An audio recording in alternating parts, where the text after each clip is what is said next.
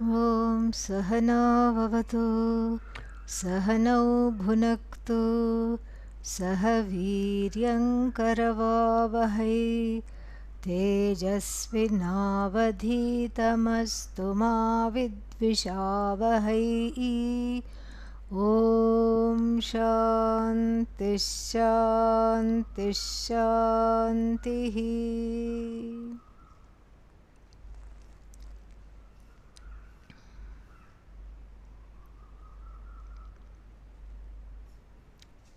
The three kinds of the state of mind have been delineated, and they have also received a naming ceremony. Namakaranam has taken place. Shanta, peaceful, serene; Ghora, terrible, terrifying, restless, annoying; and then finally Moodha, dull, and listless, deluded, etc. Before one starts to feel bad about what? Being in a bad mood. That one is in a bad mood. If one starts to feel bad, then already there is a difficulty in assimilating the rest of the contents of the chapter, because the guilt and the feeling of, oh, why do I have this bad mood? I'm doing my best to be cheerful, but things keep happening to take me back to Ghora Vritti, and then what else? Moodha Vritti, etc. And then, so that when we look at this objectively, we find that it is not anybody's fault. Abba, thank God. Now we can move on. Thank God it's not my fault. Why? Because this Shanta Vritti, Ghora Vritti and Moodha Vritti have their source in Mother Maya. This is where it comes from. And Maya Shakti, who is the Kalpita, the as though creative power of Ishvara, what does she do? She has a law. She is an artist and has painting abilities. So she paints very nicely the entire universe, the whole Jagat, with the primary colors. Oh, red, blue, all these things, those are the primary colors. No. Those are not the primary colors. What are the primary colors? Sattva, Rajas and Tamas. So, this is where the artistry comes. Usually, little bit of, it's not like little bit of Sattva, little bit of Rajas, little bit of Tamas. I wish that were the case, but it is lot of Rajas, lot of Tamas, little strokes of Sattva, something like that it will be. And everything in the universe comes under this, including, as Arjuna is told, the first portion of the Veda. Traigunya Vishaya Vedaha Nistraigunyo Bhava Arjuna. We have been seeing this in the weekly Shatashloki classes, and so this is something very interesting. So the Jagat includes my mind, my Antahkarana, of course. The Jagat includes my body, yes. And so everything in this universe is got the brush strokes of Mother Maya's artistry. She is all knowledge, and the whole Jagat is under her spell of the creative power, and that creative power is threefold. Sattva, which here is described as Shanta Vritti, seen in the mind; Rajas, Ghora Vritti of the mind; and then Tamas, manifest as Moodha Vritti. So this Sattva, Rajas, Tamas controls in some proportion or the other the combination controls the entire universe, manages the entire universe, and then what happens? Nothing happens. That's the problem. No knowledge takes place, nothing takes place, and one is left fighting with oneself. And of course with others. That goes without saying.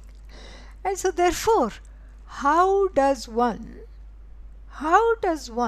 wrap the mind around the fact that these vrittis are controlling me? That there is tamas, that there is rajas, that there is sattva, and then I am in that spell. Well, you are not in that spell. Oh, come on, you just told me that I am in the spell. Your mind is in the spell, the body is under that spell, but not you. The only thing, the good news here is that the only thing that is free of sattva, rajas, tamas, is you. Depends on where that I is placed. If the I is identified with the body-mind-sense complex and placed in the body-mind-sense complex, then yes, then you will see that I am affected. That is what you will come to the conclusion, you will say that. But if the I is placed where it belongs, in Satchidanandam Brahma, Satyam Jnanam Anantam Brahma, then one is not affected by Maya. Maya Shakti has no effect. Shakti Dvayam, the twofold Shakti of Maya. One is what? Avarana. Avarana, asamantat vrinoti, the one that covers completely what? Myself from myself. This is ajnanam. The same Shakti that as though blesses Ishvara with all knowledge. On the Jiva's side, there is the blessing of only ajnanam, self-ignorance. And then the other Shakti is akshepa, vikshepa Shakti. Vikshepa, projection. So first there is the projection of nanatvam, manifoldness of everything. So you start counting, you go to mathematics classes and start counting 1, 2, 3, 4, 1, 2, 5, 6, 7, 8, etc., etc. And the more you start counting, the more dejected one feels, because there is so much anatma that one is surrounded by. But this Vikshepa Shakti, the projective power, is also a spoof. And together, along with these two spoofs of Avarana and Vikshepa, what holds the Avarana in place and what holds the Vikshepa in place is the color palette of Sattva, Rajas and Tamas. Yes, the Antahkarana can come in the spell of Rajas and Tamas. It's okay. It's okay. So that means I can keep on being angry? No. Why? Because as the Bhagavad Gita says, well, Sarvesham buddhau ragadveshau vyavasthitau. It is set up in such a way that everyone has raga and dvesha in their buddhis. Oh great, so I can get as angry as I want. No, read the fine print which is in the next line. Tayor vasham na agachet tauhi asya paripanthinau. Do not come under their spell. They are inimical to you and your emotional growth, your spiritual growth, which are of course interconnected as we know. Don't come under their spell. So yes, there is raga, there is dvesha. Likewise, there is sattva, rajas, tamas. Do not come under their spell. Because you have that freedom. Just like sattva, rajas and tamas are given, so too are the ways to extricate oneself from their debilitating effects. And that's what this chapter is all about. Sattva, as we saw, is close to godliness, accommodation, compassion, all these things, vairagya, not taking everything personally, not always having chips on the shoulders. Chips should be in the mouth. You should eat the chips, not have them over the shoulders. Okay? Yeah, so then not have grudges all the time. This sattva is actually wonderful because it is very, very close to Satyam Jnanam Anantam, Satchidananda self. Therefore, the troublesome vrittis are only Ghora and Mudha, or aka Rajasika and Tamasika. Rajasika and Tamasika vritti. These two vrittis are the ones that cause problems, and therefore they have to be managed. And the extent to which I can manage them is the extent to which I can be happy. See, this is a brilliant setup, because first we talked about the object Ananda and subject Ananda and found out that there is no object Ananda. There is only Ananda centered on the subject that is thrown off or projected onto the objects. And then one wonders, how come I am not happy? How come I am angry? How come I am having difficult day? How come I am having a hard day? If these questions come, then there must be something. If I am Satchidanandam Brahma, as the Shruti says, but I am not able to understand it, experience it, whatever you want to say, I am not able to be in this reality, live and assimilate this reality, that means obviously something is coming in the way. What is coming in the way is not some outside force. Although we would love to put the blame of one's own bad mood on someone else.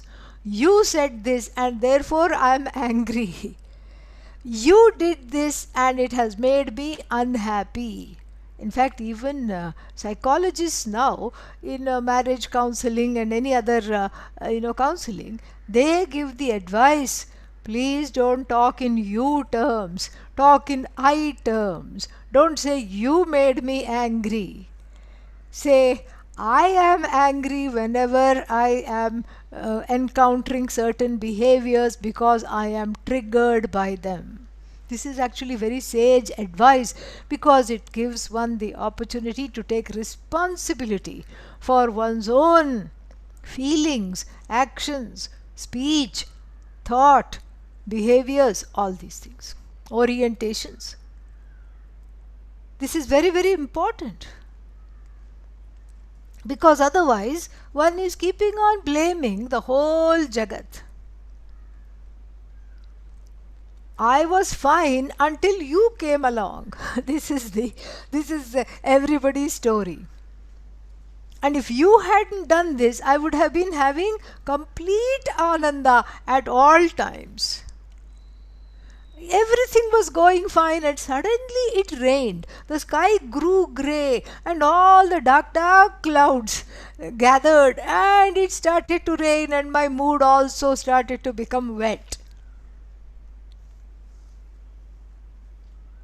And so, if not people, we start to blame the elements. It is too hot. That's why I'm cranky. We see this. Okay, then what else is left? Of course, the stars. You know why I'm not getting this promotion? Because Venus, Shukra, is in the wrong place. Where? In my horoscope. That's why it's called horoscope. Scope of all kinds of horrors waiting on a little piece of paper. If only I was born half an hour early, my Venus would have been exalted. Now what? It is not. It is aspected by some other inimical planets like Rahu, Ketu, shadow planets. They are looking at my Venus badly. If it is not Venus, it is Jupiter. That's why I haven't been attending classes. Why? Because my Jupiter, my transit Jupiter is not cooperating.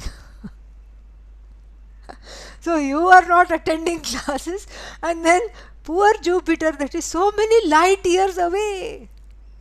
So many light years away. And then you are blaming Jupiter that you can't even see hardly with the naked eye. And if Jupiter is not the problem, everyone's fall guy is Saturn. Shani. I'm having Saturn return. Don't worry, it hadn't gone anywhere for it to return. No. Return means it is now come to my nakshatra, my birth star. Shani is sitting there and looking badly. 7.5 years of difficulty. Oh no, why should I get out of bed? Let me just permanently be under the covers. This is all just, what can I say? Delusion upon delusion upon delusion. So as long as the finger, the index finger symbolizing the ahankara, is moving everywhere and blaming, then the obvious is missed. And what is the most obvious thing? Shani is what Shani is. Jupiter does as Jupiter does. Venus is there. Everything is there. And there may be some objective truth about the placement of the planets. But then there is Purushartha, which is not Prarabdha. Prarabdha is the horoscope, which means this is your karmic blueprint, let us say, in this life, in the form of the horoscope. But along with the karmic blueprint, you have Purushartha, free will, to override, to neutralize the karma, to override this. The karmic blueprint shows the areas you should not touch. This is useful. The horoscope is useful because, if you want to be the president of the United States, and the horoscope is not conducive to that. Let us say it shows someone wants to be the US president, but then the horoscope shows that they are actually much happier and better off. Their horoscope is more conducive to a service occupation. Perhaps they are better off as a Swami than the President of the United States. This is to be respected, because this is somewhere in the horoscope is Bhagavan's blueprint for you in your life. This is to be respected. But then, even within the range of what is possible, there is free will. You can override the karma through prayer, determination and free will. Similarly, just like you can do that, you can override the difficulties connected to the ghora vritti, mudha vritti, with your free will, with your intentionality. This is to be understood. Then, having talked about the different kinds of vrittis in verses 3 and 4 and their characteristics, Swami Vidyaranaya addresses an important issue in verse 5, giving us the incentive to look at these vrittis and to override the vrittis. Because if one were to say, why should I override this vritti? What am I going to get out of it? Because this is a human mind, always searching for some incentive. Okay, so I will train my mind to be in sattva if you say so. But what will I get out of being good all the time? This is what is talked about here. Let us read. Vrittishvetasu sarvasu brahmanaschit svabhavata. Vrittishvetasu sarvasu brahmanaschit svabhavata. Pratibimbati shantasu sukhancha pratibimbati. Pratibimbati shantasu sukhancha pratibimbati. Vrittishu, among all these vrittis, sarvasu, brahmanaha chit svabhavata. We have to supply asti or bhavati is there. So what is there in all these vrittis? In all these vrittis, first of all we have to know they are not outside of Brahman. The vrittis are not outside of Brahman. In fact, nothing is outside of Brahman. Vrittis are included in Brahman.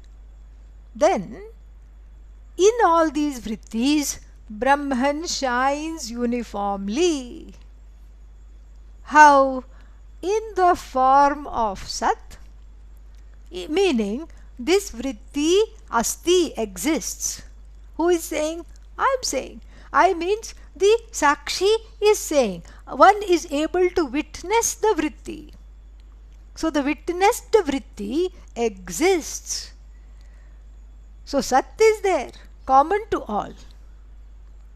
And then who is noticing I am in a bad mood? The Sakshi again, you, the witness. So then the Chit is also there.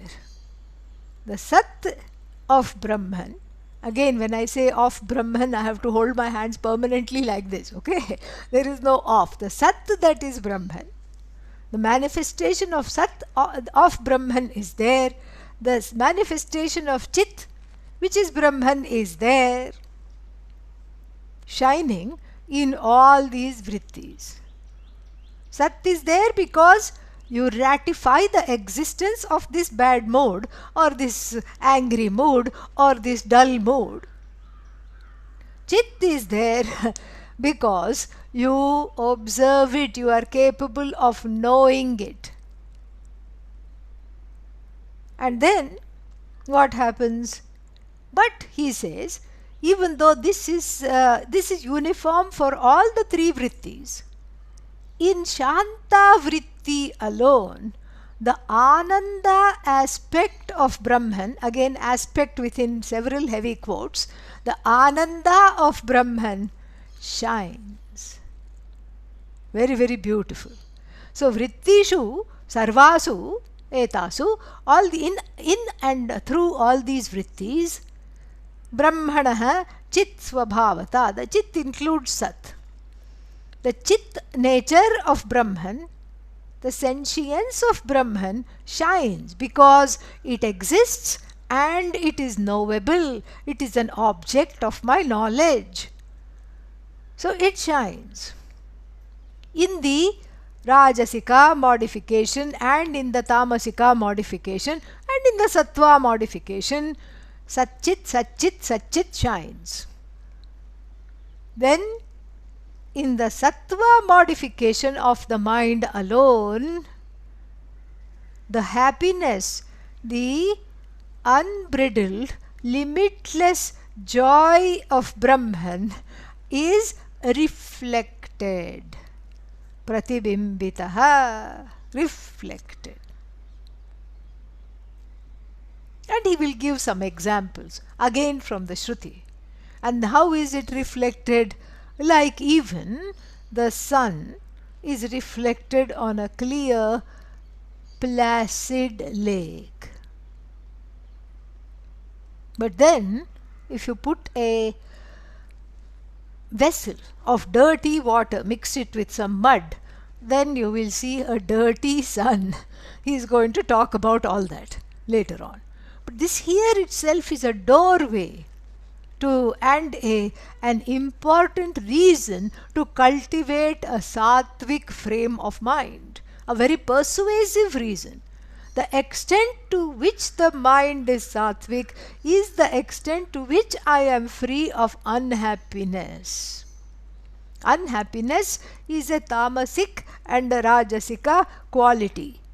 It has nothing to do with sattva, because sattva is there even among all these binding gunas, these gunas that bind and put me in the time-space matrix of Maya, time, space plus gunas. Make me a helpless being trapped in the embroidery of Maya. Maya has made all these beautiful jagat, the sunset with orange colored threads and purple colored threads she has embroidered. And somewhere in this embroidery there are people, there is water, there is sun, there is moon, there are all these things. And then there is me, one more stick figure shedding tears because of the embroidery of Maya.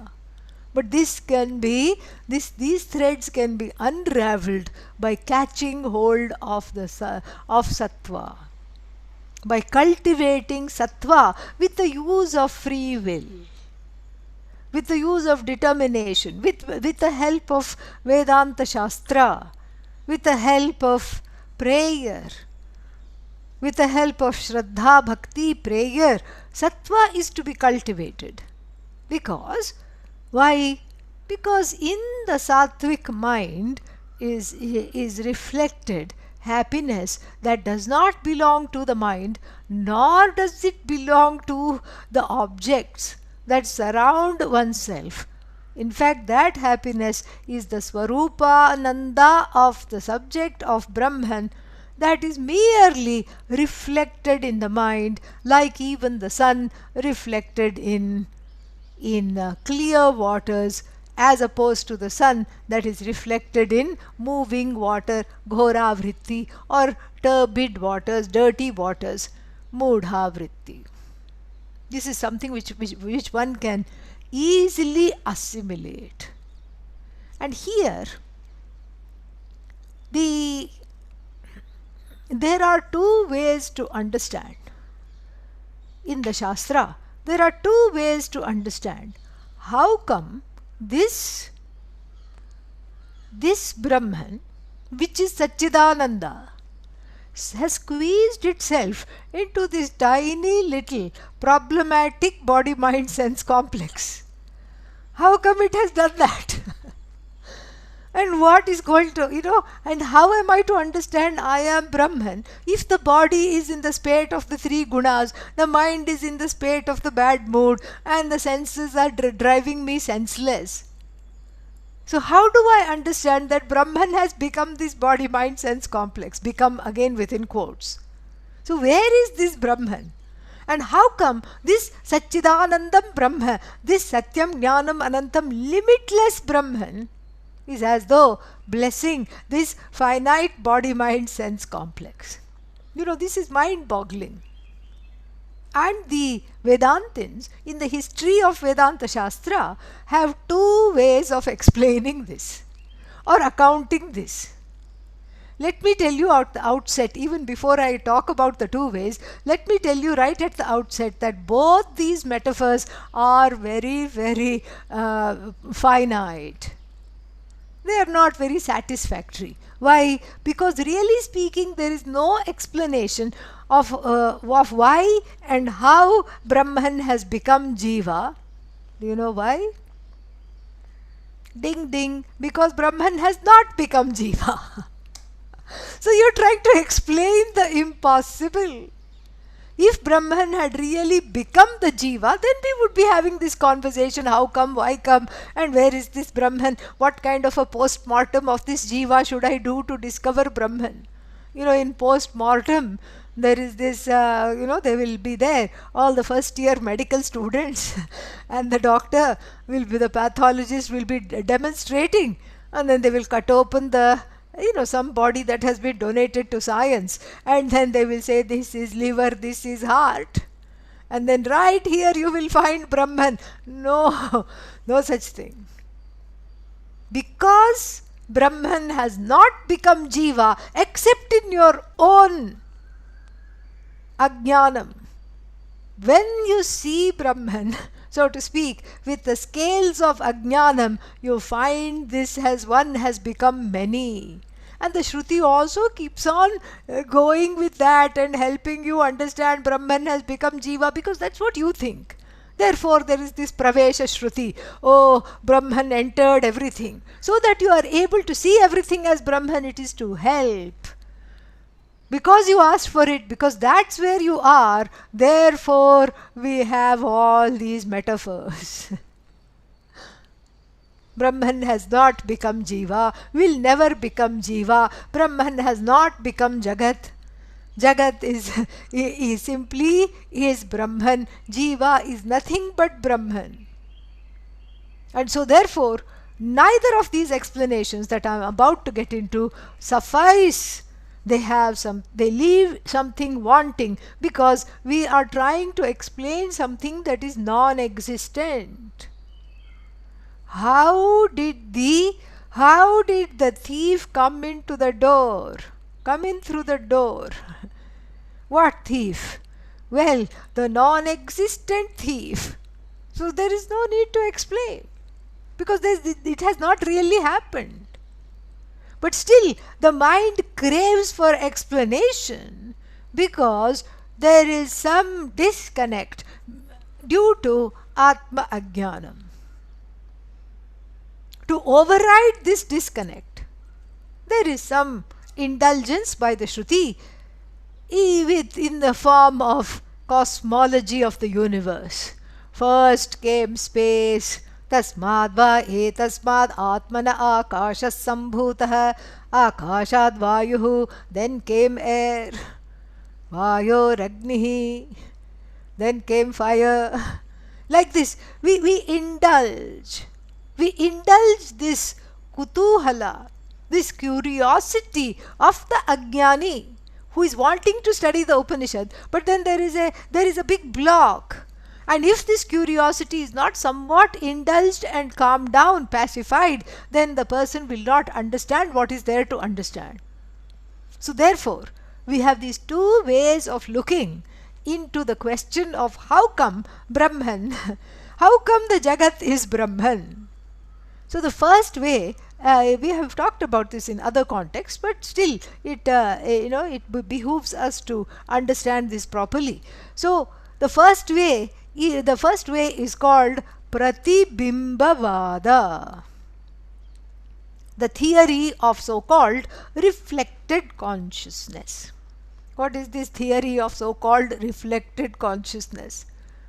And the theory of reflected consciousness posits that this Brahman is the only source of light, and this light of Brahman is, quote unquote, reflected in all beings to a greater or lesser degree. In beings that are insentient, only the Sat aspect is reflected. In beings that are sentient, Satchit is there, and in Sattvic beings, in Sattvic minds, then Satchid Ananda is there. Just like the example, one example is that in the pot of clear water,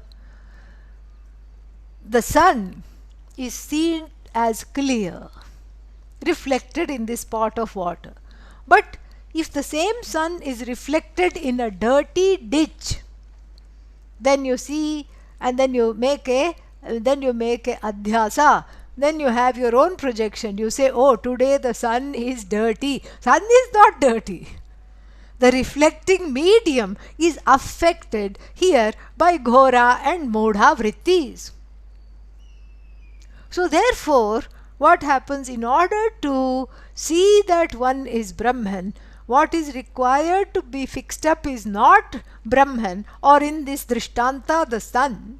What requires fixing up is the Antahkarana. So the more sattvic the Antahkarana, the clearer the reflection of Brahman. more accommodation, we saw that, more dispassion, more objectivity, more vairagya, more viveka, and all the qualifications to study Vedanta are all there, intact. This is something we should appreciate. This is a very nice theory. Reflected consciousness, that same consciousness, awareness which is Brahman, is reflected in all beings to a greater or lesser degree, depending upon the medium of reflection. Similarly, if you were to take a copper pot that is tarnished and put it out in the sun will not be reflected properly. It will be kind of deflected or diffused. You then take the pot back inside, shine it up with some tamarind, put it there outside again, and the sun is now reflected. So this theory is useful because it puts the onus completely on the individual in order to be more and to grow into manifesting Brahman more and more by cultivating sattva, i.e. mental clarity, etc. This is one theory. What are its shortcomings? Because it does not talk about the reality of the reality status of the reflecting medium. Okay, Brahman is reflected, all right, but what is the medium in which this reflection is taking place? What about the mind? Is it Satyam or Mithya? Of course it is Mithya. Then why are we worried about a dependent Antakarana that is reflecting this or that? So this is the problem. The problem is that there is the danger of seeing the sun-like self-effulgent consciousness and the medium of reflection on the same par of reality, which they are not. The reflecting medium belongs to the mithya reality, mithya, vyavaharika satta, and that which is the cause of the reflection, the sun-like Atma, is Sat. So then, how, and as we have seen before, Sat and Mithya cannot have anything in common, much less a relationship of reflection and reflected. Unlike the example of water and sunlight. Both those in the example belong to the same order of reality, so therefore reflection takes place. So this brings us to the second way of looking at it. The second vada, the theory, is called avachheda vada. The theory of, and again here, as though conditioned consciousness. This is what we espouse in Arsha Vidya. This is our favorite vada. Not that the theory of reflected consciousness is not important. We can take recourse to that. It is a very important metaphor. But when we are talking of Brahman, no metaphor suffices. Everything falls short. So what is this avachheda vada?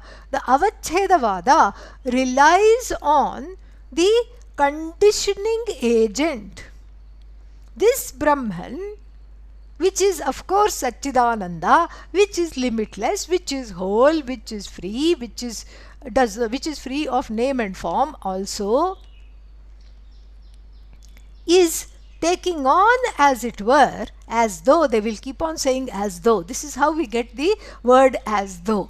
The words as though is copyrighted by the avachheda vadins. They keep saying as though, as though, as though, as though, until you go mad, as though. Okay, so this is where the phrase as though comes from. So now then, so they rely heavily on the so-called conditioning agent, which in Sanskrit is called upadhi. Now we change the metaphor of the sun and the water to what? our trusty pot, of course. So now there is space in pot. There is nothing else but space in pot. In a small pot there is small space. In a big pot there is big space. But really speaking, space is free of being conditioned. Space is space. You are calling it pot space because you are looking at space from the aperture of the pot. You are looking at the space from the standpoint of pot, and the space is as though divided into pot space, which is a tiny space. Then we graduate into room space. Big room, small room, etc. And this is very easily discerned when you look at the house, any house that is, when you are going on a walk and you look at a house that is being constructed. First, all you see is a scaffolding, and then the outer walls are done, and it's just space. Next week you go for the walk, and then some rooms, you see the certain contours of this room, that room, small room, big room, bathroom, living room, bedroom space, bathroom space, living room space, attic space, floor space, basement space, window seat space, terrace, balcony space, terrace space, roofs, something on the roof that is made to go sit out space. This is silly because all that is space. Space cannot be divided or cut up, much less named. Storeroom space, pantry space, all this is so silly. Yet it has a certain utility on the transactional way, on the transactional level of reality. So this avachedavada is upadhi reliant. Upadhi means the so-called conditioning agent. So if the conditioning agent is small, that same Satyam Jnanam Anantam Brahma will shine in a small way. Earthworm is also Brahman, but the earthworm upadhi, Brahman expressing itself through the earthworm upadhi appears, again within quotes, appears finite. The Brahman expressing itself through the elephant upadhi therefore appears huge. So this is very upadhi reliant for this avachedavada. Avacheda means conditioning. Again as though. Then, we have, so this avachedavada explains the different ways in which Brahman shines in different upadhis. Now, what is upadhi? The so-called conditioning agent. We can take the example of a crystal. The crystal, you take the crystal and you put a blue cloth behind it. The blue cloth will be seen as the upadhi in this example. The crystal is Brahma. So the blue cloth will show up and quote unquote make the crystal blue temporarily. The crystal will take on the properties, as it were, of the upadhi, the so-called conditioning agent, and obligingly appear blue. Similarly, a mind in the grip of ghora and mudha vrittis will have the blues. Same way. So, what does this mean? And then you take away the blue cloth, yellow cloth, same thing, orange cloth. Suddenly the crystal has become a Swami. Swami Krishnalananda with this upadhi, orange upadhi. And then green. And all these things. You can keep on changing the colors. and then no color. Then what happens? Crystal is not affected by any color, or similarly Brahman is unaffected by any coloration. It as though takes on the upadhi. This is what is called avachedavada. And again, this also has problems. What is the reality of the conditioning agent? And somewhere there is this, even in the Panchadaśī itself, I think in chapter 8, the Purva Pakshi, the one that is got problems and is the frequent objector, keeps on saying, what about this? What about that? And so the Purva Pakshi says, don't think, oh Vedantin, you can get away with anything you want to say because you have permanent quotes on either side of your head, and you keep saying as though, and you think you can get away with it. My foot, the Purva Pakshi says, you can't get away with whatever you want just because you say as though. And then, of course, the Siddhanti, the Vedantin says, whether I say as though or not, it is as though, and then he gives some very good examples to show that. But nonetheless, the Avachedavada is also deficient because Brahman being everything, you cannot say Brahman is conditioned by anything. Because that which is conditioning is mithya, and just because you say as though, is not going to exempt you from this.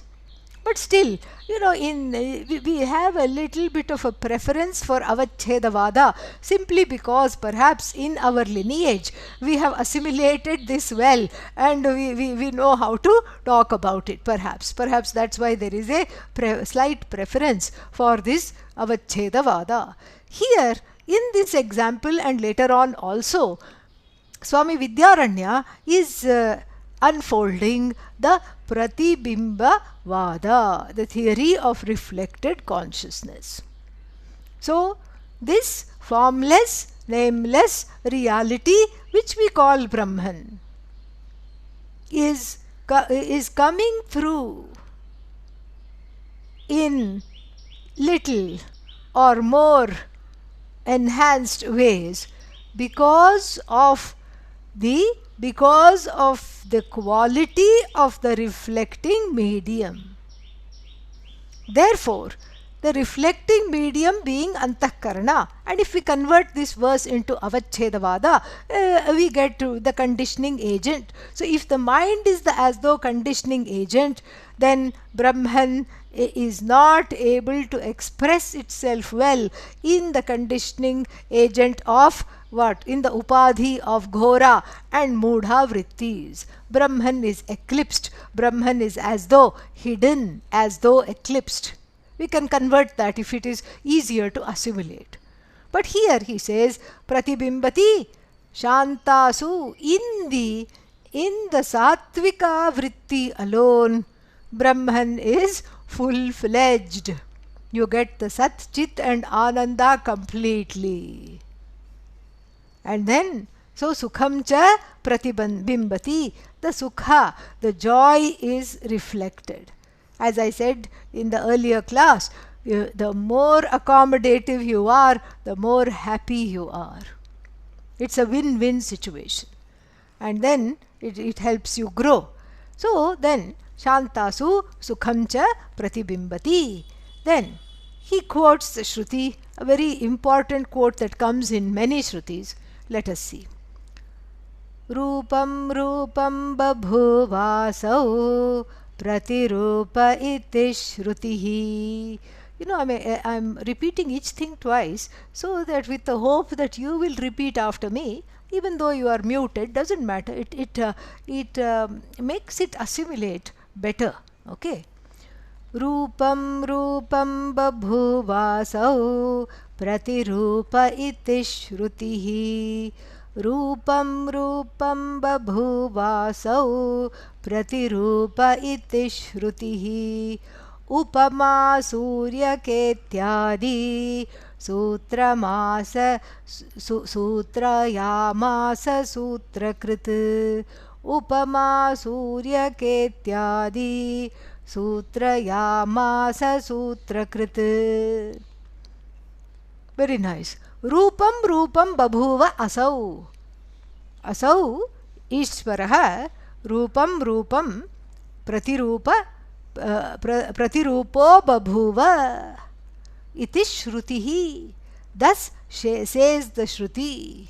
Rupam Rupam means according to each and every form. Babhuva, quote unquote, became. Who? This Brahman, this Ishvara, as though took on all the names and forms whenever he encountered any name and form, he entered it and occupied this particular name and form. This is what the Shruti says. This is the first line. Second line, Upama. The example of the sun, etc., is elucidated by the Sutrakrit. Who is Sutrakrit? Sutrakara. Sutrakara means Badarayana, Lord Vyasa. Where? In the Sutra. Which Sutra? Of course, Brahma Sutra. And he is talking about this particular Sutra, 3.2.18, we will see. And what is that? That is Ata evacha upama suryakadivat. This is the Sutra. 3.2.18, I think. Ata evacha upama. Ataha. Now, therefore, this cha also upama, this comparison, this example.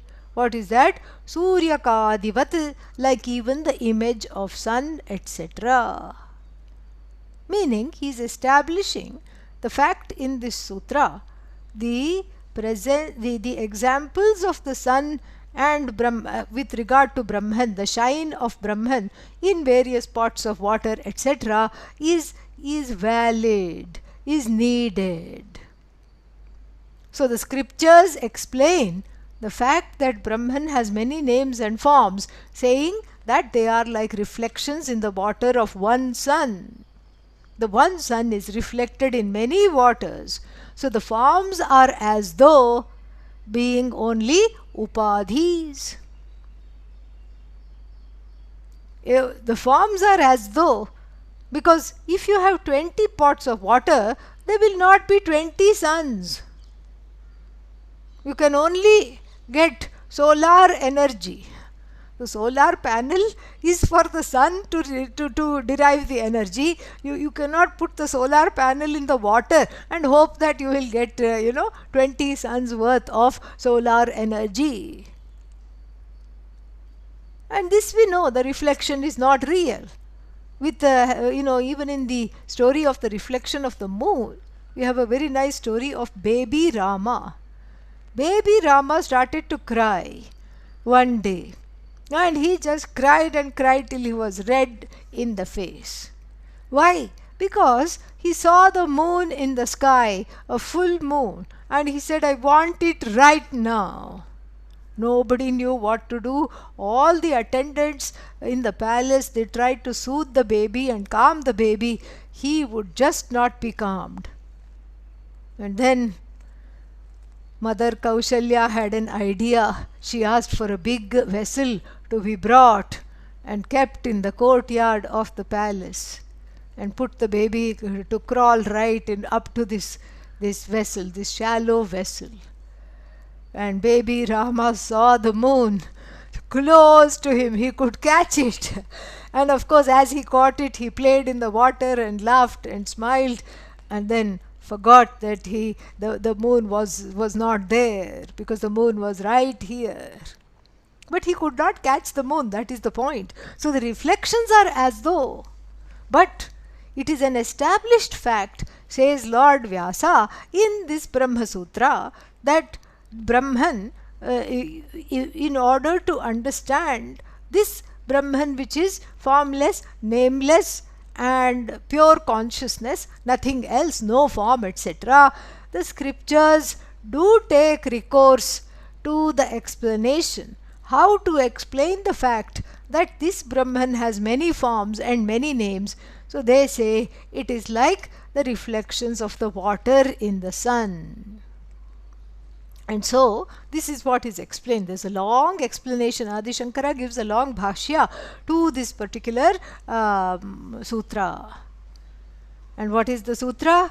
The Brahma Sutra. Ata evacha upama suryakadivat. So this is the sutra. So this is where it is talked about that upama suryaka ityadi. Sutrayamasa. Sutrayamasa means the crafted, wrote the sutra, crafted the sutra. Who? Sutrakrit. Sutrakrit. Sutram karoti iti sutrakrit. The Sutrakara, the Lord Vyasa, the author of the Brahma Sutra, talks about how the entry of Brahman, the so-called entry of Brahman into many bodies, is explained by taking on many forms, like even water reflected in small, big, clean and turbid vessels. So you see, the second line is here in verse number 6, the second line is very much Pratibimbavada. What about the first line? Let us look at that. Rupam Rupam Babhuva. Took on form after form. In fact, every form, Rupaha iti Shrutihi, the Shruti says. Where does it say? In many places. So first of all, let us look at Kathopanishad Shruti. Agniryathayiko bhuvanam pravishtaha rupam rupam pratirupo babhuva ekastatha sarva bhutantaratma rupam rupam pratirupo bahishcha. Kathopanishad 229. There is this mantra which I just chanted. And what does it say? Just like the fire takes on so many forms. You put it in a bulb, it will become electricity. You put it in a small hearth and it becomes a fireplace. And then you put it in the form of a gas stove, and then it becomes a small fire to do the cooking. Or it can be a raging forest fire, depending on what? The upadhi through which the fire is being funneled. And so, this is what the Kathopanishad says. Rupam Rupam Pratirupo Babhuva.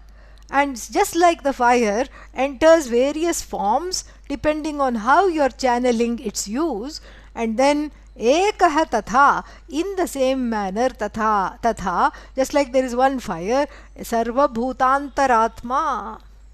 Ekaha Tatha, in the same way, the one Atma, which is in all bhutas, which is in all elements and elementals, all jivas, all things that have form. Rupam Rupam Pratirupaha Bahishcha. That also is Brahman alone, masquerading as having forms. The formless Brahman has as though, quote unquote, entered these forms. This is Avachedavada. So this is the first quote. In which one? In the Kathopanishad. Actually, the same quote with a little twist is also there in the Brihadaranyaka Upanishad. And what is that? 2.5.18. Brihadaranyaka Upanishad 2.5.18. Rupam Rupam Pratirupo Babhuva Tad Asya Rupam Prati Chakshanaya Indro Mayabhihi Pururupam Iyate. Indro Mayabhihi Pururupam Iyate. Very important place this mantra has. In Vedanta Shastra, it is a very, very important mantra. Because the word Maya comes, and the word Maya, as far as I know, only occurs twice in the Upanishad, and this is one of the places. The effect of Maya, the intervening effect of Maya, the intervening power of this as though power of Maya to make this Brahman, quote unquote, make this Brahman from one to many, is there only in two places in the Upanishad. The first one is here, and the second one we see in the Shvetashvatara Upanishad. Mayantu prakritim vidyat mayinancha maheshwaram.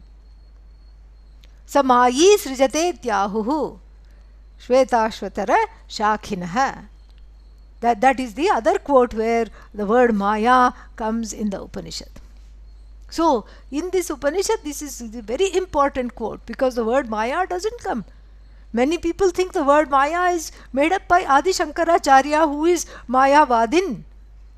No, this has Upanishadic, what should I say, it is ratified by the Upanishad, it is used by the Upanishad.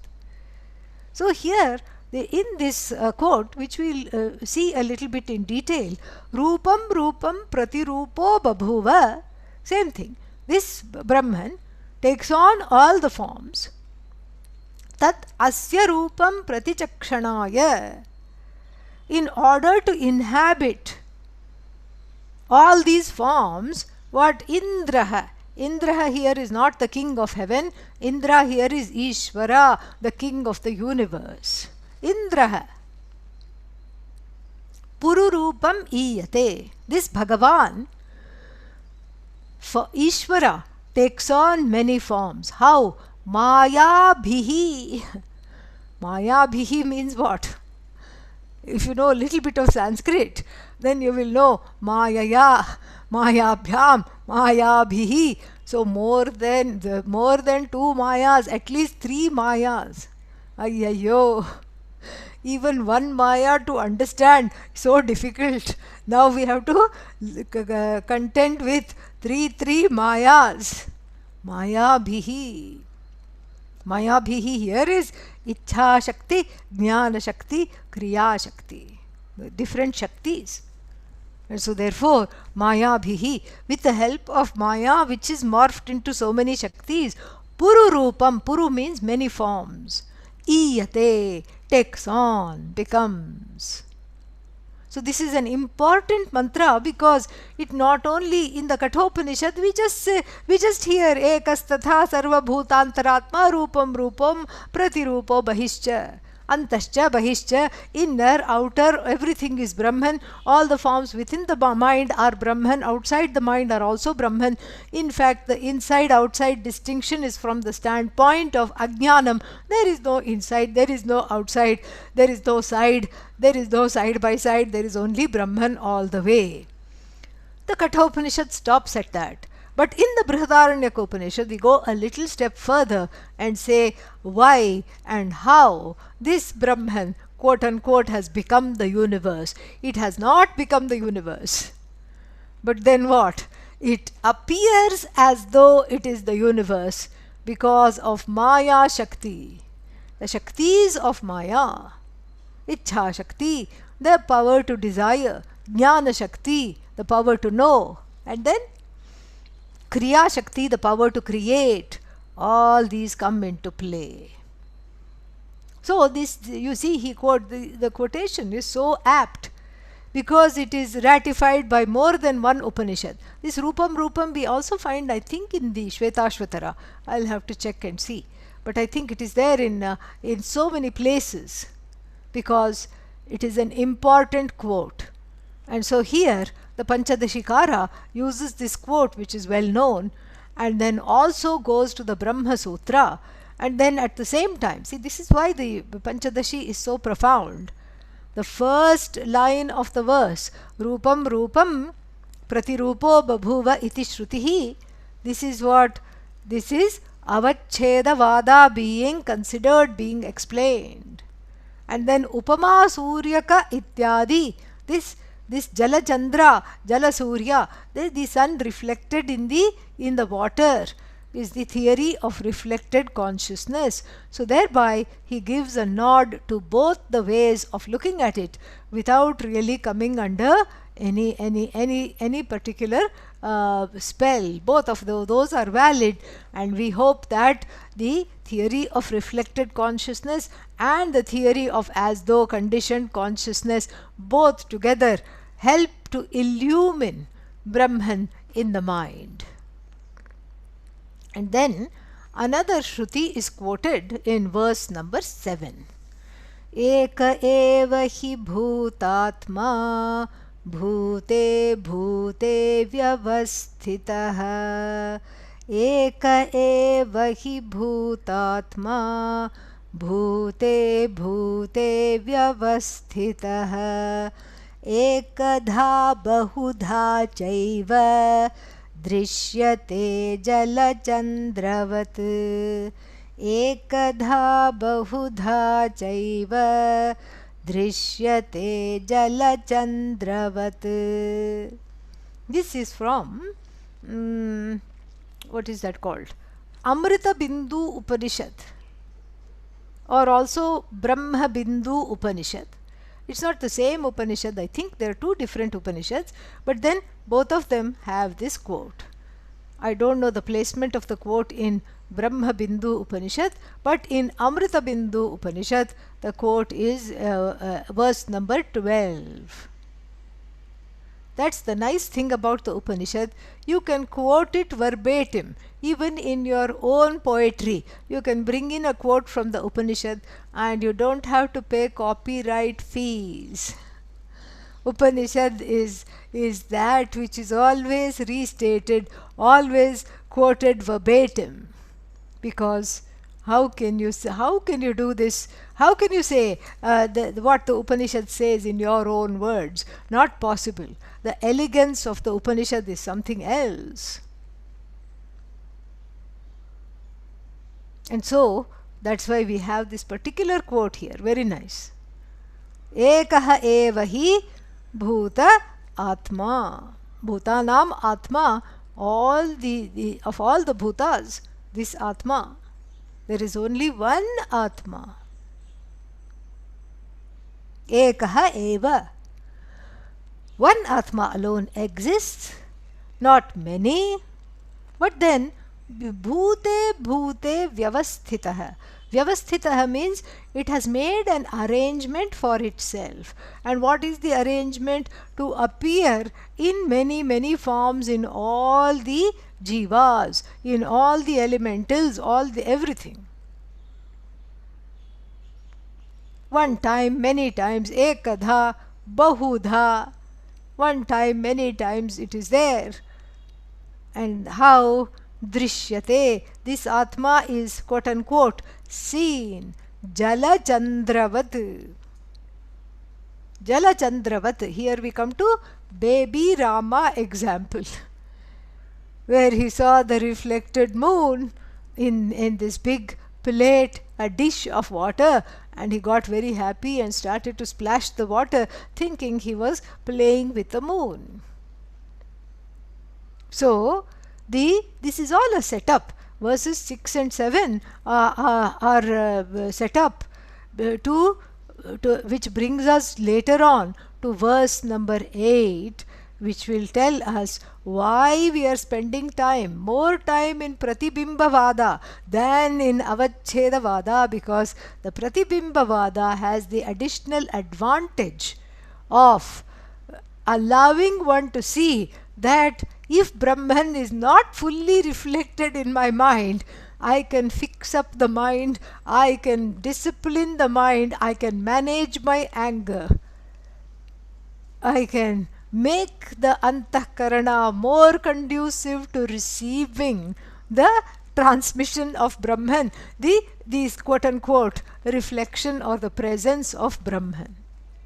It's like cleaning the antennae to be able to receive that which is broadcast effortlessly, like even the sun broadcasts light, Brahman broadcasts Satchidananda.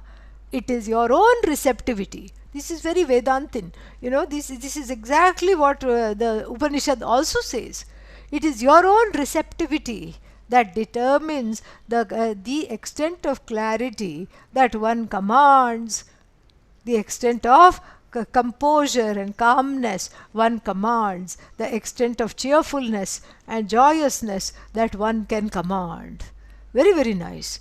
And so, eka eva hi bhutatma, only one atma in everything, everywhere. And then bhute bhute vyavasthitah. It is arranged to be in all beings. This is the arrangement. Through Maya Shakti alone, it is the arrangement. Ekadha bahudha cha eva. As though ekadha, the one moon, bahudha, as it were, the one moon in the water appears to be many. If you have many dishes put in the courtyard, the same moon will reflect as bahudha. The reflected moons are bahudha, but then you look up at the sky, ekadha. This is the nice thing. The reflected moons are quote unquote many, but then if you look up to see the moon, there is only one. Obviously, this is an optical illusion. Here, this is the example. In that which is exemplified, there is no illusion here. There is the effortless shining of Brahman in the various upadhis like water, etc. And depending on the cleanliness, the clear or the turbidity, the clarity or the turbidity of the water, that which is the moon also looks affected. It is not really affected. It as though looks affected. More we'll see in the next class. We have had a few classes. I'm going to save 5 minutes if anybody has some questions after the closing prayer. Om Purnamadah Purnamidam Purnat Purnamudachyate Purnasya Purnamadaya Purnamevavashishyate. Om Shanti Shanti Shanti. Harihi Om. Shri Gurubhyo Namaha. Harihi Om.